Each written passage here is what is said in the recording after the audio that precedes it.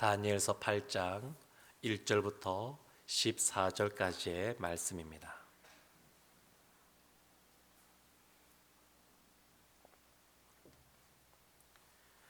저와 여러분이 한 절씩 교독하겠습니다.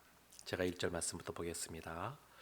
나 다니엘에게 처음에 나타난 환상 후 벨세살 왕 제3년에 다시 한 환상이 나타나니라. 내가 환상을 보았는데 내가 그것을 볼 때에 내 몸은 엘람 지방 수산성에 있었고 내가 환상을 보기는 을레 강변에서이니라. 내가 눈을 들어본즉 강가에 두 뿔 가진 숫양이 섰는데 그 두 뿔이 다 길었으며 그 중 한 뿔은 다른 뿔보다 길었고 그 긴 것은 나중에 난 것이더라. 내가 본즉 그 수당이 서쪽과 북쪽과 남쪽을 향하여 받으나 그것을 당할 짐승이 하나도 없고 그 손에서 구할 자가 없으므로 그것이 원하는 대로 행하고 강하여졌더라. 내가 생각할 때에 한 숫염소가 서쪽에서부터 와서 온 지면에 두루 다니되 땅에 닿지 아니하며 그 염소의 두 눈 사이에는 현저한 뿔이 있더라. 그것이 두 뿔 가진 숫양 곧 내가 본 바 강가에 있었던 양에게로 나아가되 분노한 힘으로 그것에게로 달려가더니 내가 본즉 그것이 숫양에게로 가까이 나아가서는 더욱 성내어 그 숫양을 쳐서 그 두 뿔을 꺾으나 숫양에게는 그것을 대적할 힘이 없으므로 그것이 숫양을 땅에 엎드러뜨리고 짓밟으나 숫양을 그 손에서 벗어나게 할 자가 없었더라. 숫염소가 스스로 심히 강대하여 가더니 강성할 때에 그 큰 뿔이 꺾이고 그 대신에 현저한 뿔 넷이 하늘 사방을 향하여 났더라. 그 중 한 뿔에서 또 작은 뿔 하나가 나서 남쪽과 동쪽과 또 영화로운 땅을 향하여 심히 커지더니 그것이 하늘 군대에 미칠 만큼 커져서 그 군대와 별들 중에 며칠 땅에 떨어뜨리고 그것들을 짓밟고 또 스스로 높아져서 군대의 주제를 대적하며 그에게 매일 드리는 제사를 없애버렸고 그의 성소를 헐었으며 그의 악으로 말미암아 백성이 매일 드리는 제사가 넘긴 바 되었고 그것이 또 진리를 땅에 던지며 자의로 행하여 형통하였더라. 내가 들은즉 한 거룩한 이가 말하더니 다른 거룩한 이가 그 말하는 이에게 묻되 환상에 나타난 바 매일 드리는 제사와 망하게 하는 죄악에 대한 일과 성소와 백성이 내준 바 되며 짓밟힐 일이 어느 때까지 이를꼬 하매 그가 내게 이르되 2300주야까지니 그때의 성소가 정결하게 되리라 하였느니라. 아멘.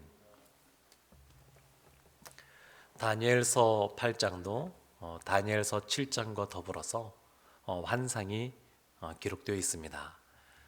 그래서 이러한 환상들은 내용을 파악하고 또 우리가 이해하기에 좀 어려움이 있는 것이 사실입니다.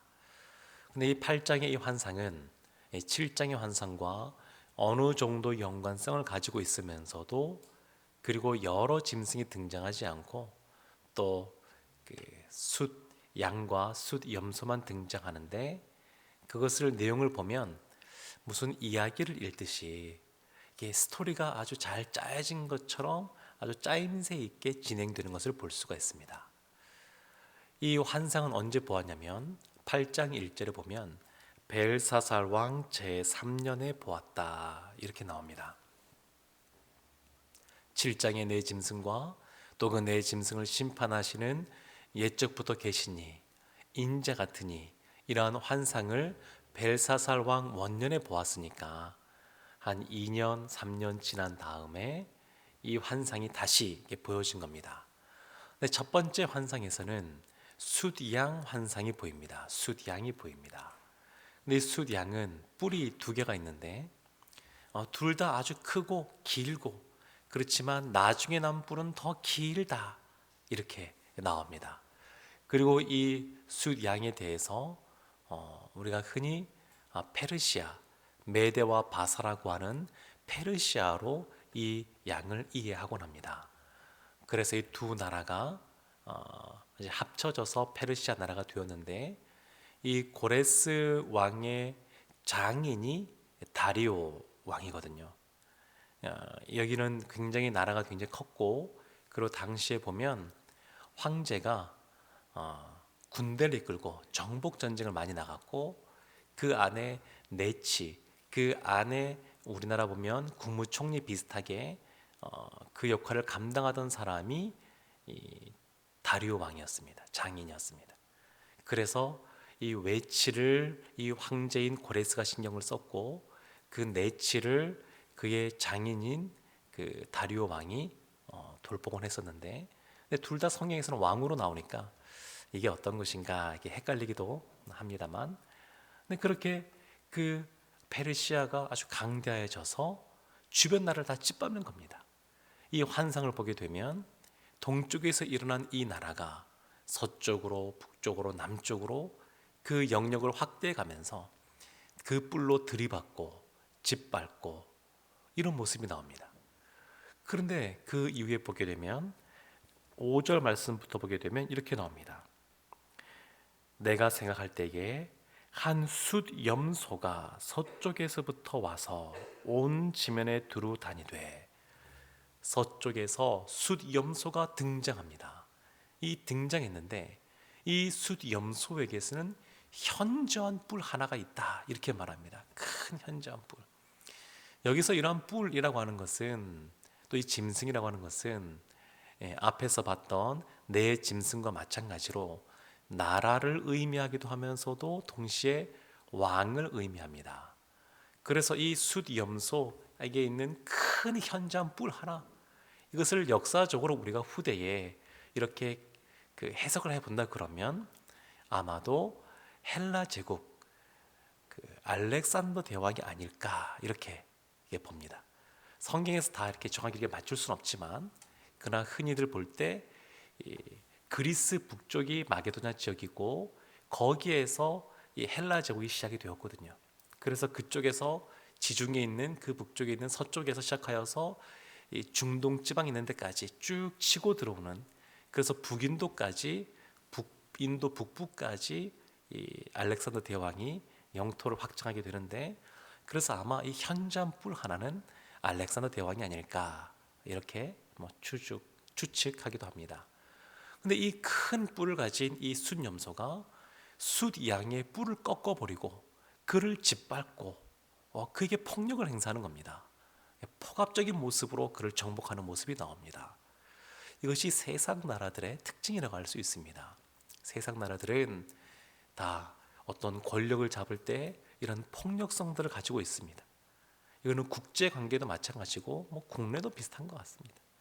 이렇게 힘을 가지고 누군가를 짓밟고 그 위에 올라서서 권력을 행사하는 이러한 나라들은 내 짐승 환상에서도 보았지만 결국 누군가에 의해서, 또 다른 나라에 의해서 무너지게 됩니다. 영원하는 것처럼 보여도 그 중국 고사 중에 그 사자성어 같은 그런 언어 중에 화무십일홍 이런 말 있지 않습니까? 권불십년.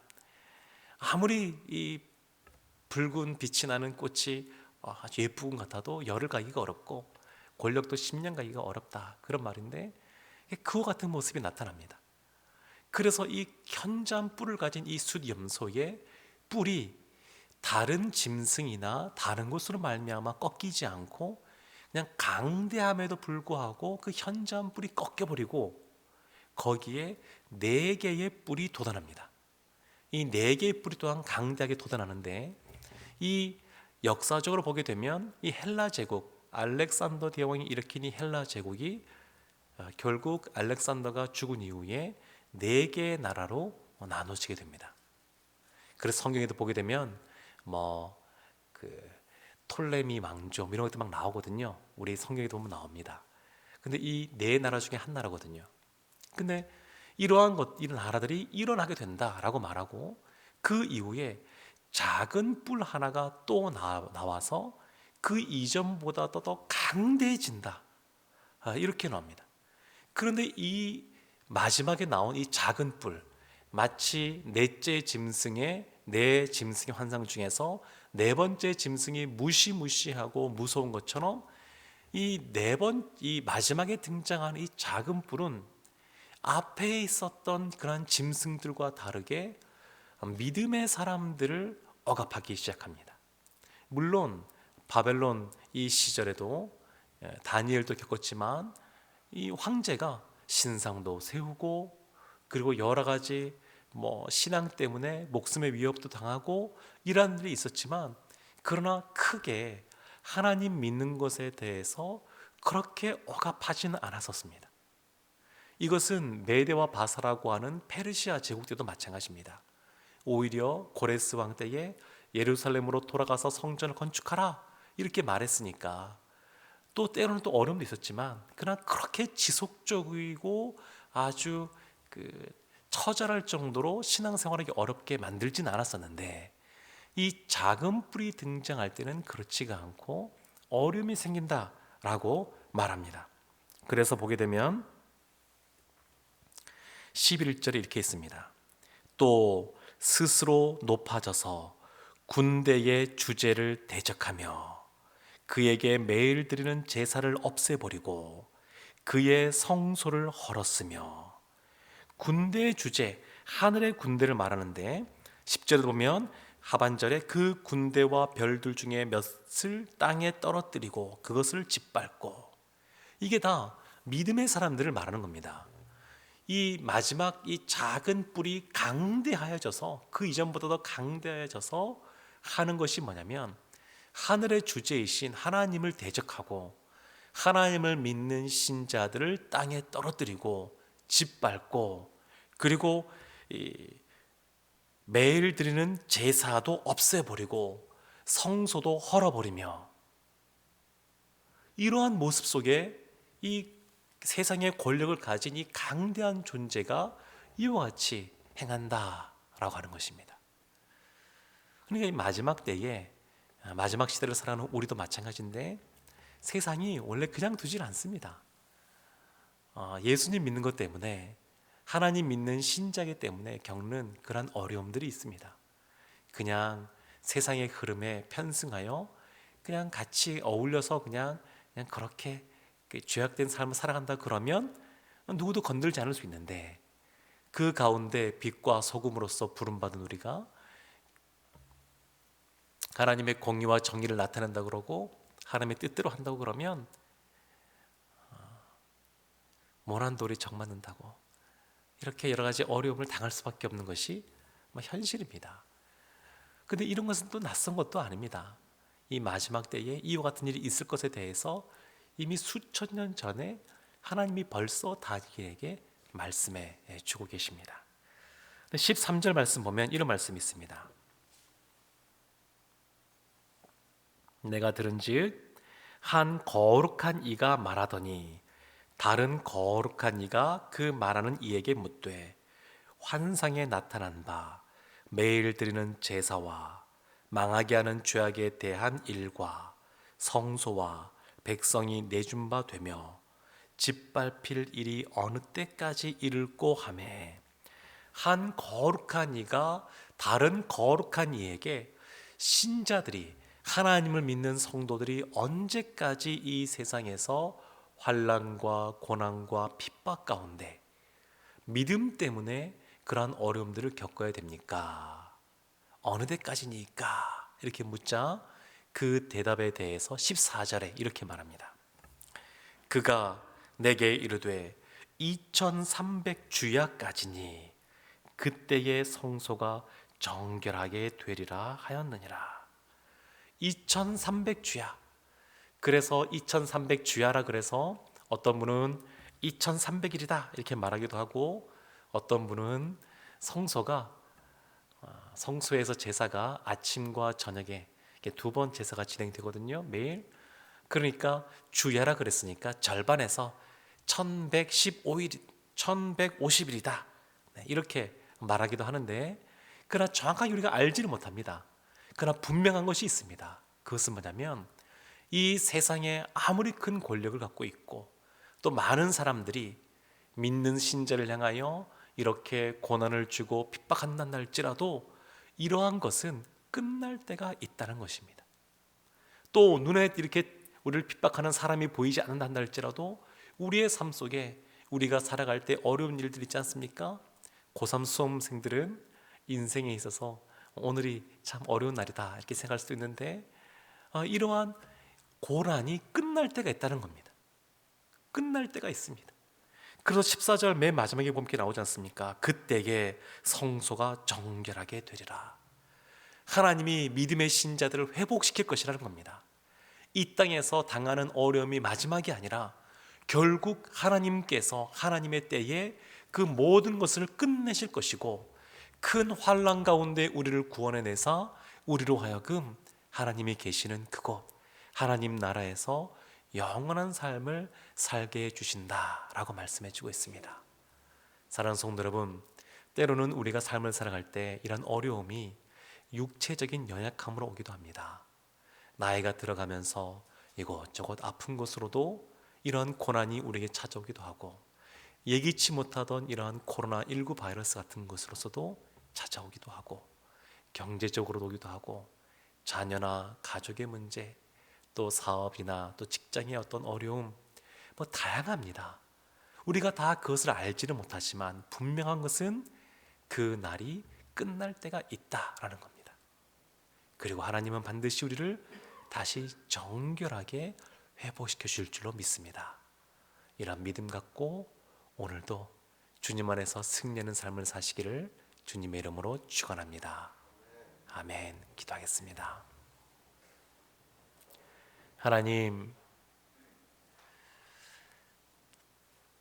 다니엘은 늘 예루살렘의 회복을 위하여 기도하고 갈망하고 소망하던 사람인데, 하나님께서 이 다니엘에게 다니엘이 생각해 보지 못했고 기도해 보지도 못했던 하나님 나라의 마지막 때에 어떠한 일이 벌어질 것인지에 대해서 말씀해 주셨습니다.